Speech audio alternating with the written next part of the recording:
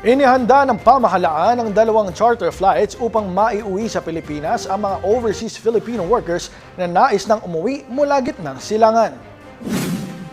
Ayon kay Pangulong Ferdinand Marcos Jr., isang eroplano ang manggagaling sa Riyadh para sa mga Pilipino mula Saudi Arabia, Kuwait at Bahrain. Isa pang charter flight ang lilipad mula Fujairah para sa mga gagaling sa Dubai at inaasahang darating sa Ninoy Aquino International Airport sa Biyernes ng gabi o Sabado ng umaga. Sa panayam ng DATV News kay Maria Michelle Janco, isang babysitter sa Kuwait, sinabi nitong hindi siya sigurado sa repatriation process ng Pilipinas.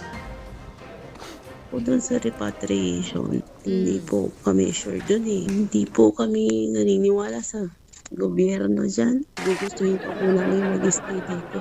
Kahit may gera, tuloy yung sahod namin.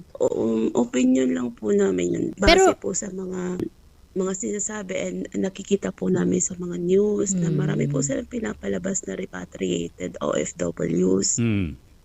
Which is sabi namin, paano sila magkakaroon ng repatriated kung sarado pa po yung mga air flights and yung mga napauwi po is from Dubai na may mga nakabookings po na mga flight. And sila po yung bumili sarili nilang ticket.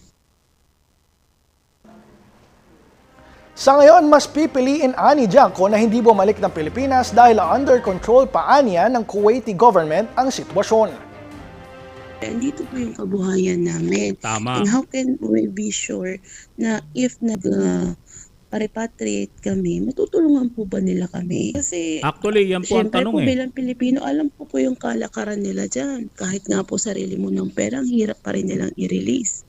How can we be sure na magkakaroon kami ng buhay after nila kaming kuhain, ibalik dyan? Sinabi ng Department of Migrant Workers na mayroong karagdagang 25 Pinoy, kabilang ang isang independent, ang nakauwi na sa bansa mula sa Dubai, United Arab Emirates nitong Miyerkules, March 11.